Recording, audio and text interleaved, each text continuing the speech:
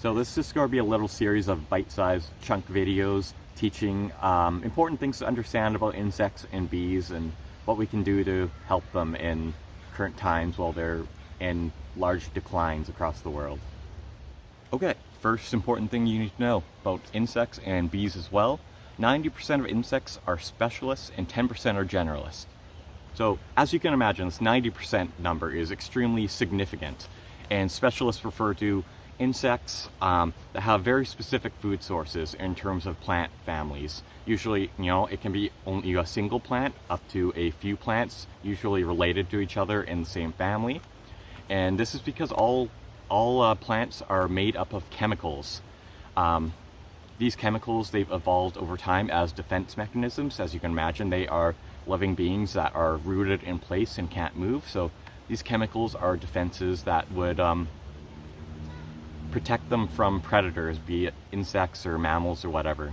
Just like how I can't eat whatever plant I see outside, you can't either. Same with insects. They all have very specific food sources. So when we plant all these ornamental plants, they can't eat any of it usually. But yeah, for bees it's a little different. A lot of these specialist bees have very specific mouth parts that only allow them to access certain plants.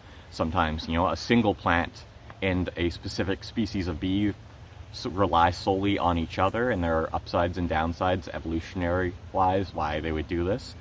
But yeah, so not every bee can access every flower. A lot of times it comes down to how long their tongues are, if they can actually reach the nectar sources, and things like that as well. Okay, and then we come to generalists. Generalists are a lot easier to understand. They're very common, easy to wrap your minds around. They're things like bumblebees, honeybees, flies, insects that have a variety of food sources and don't rely on like a single family of plants.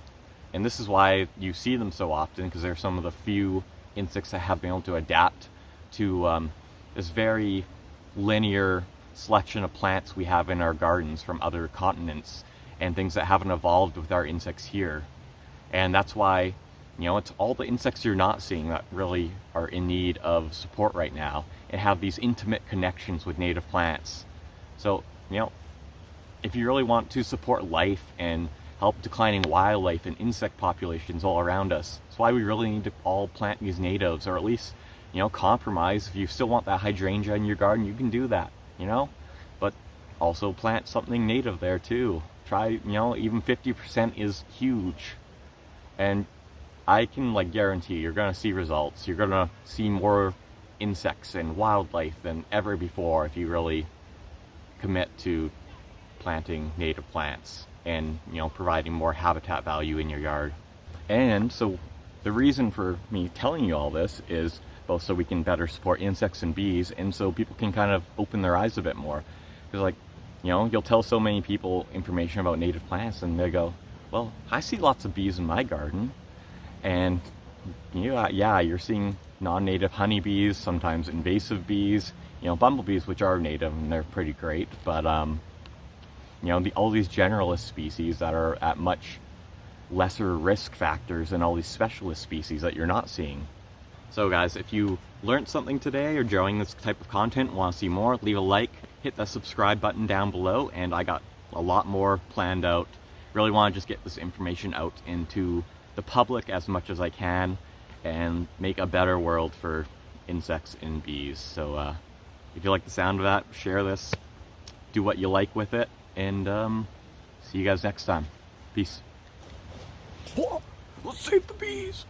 No, this is horrible.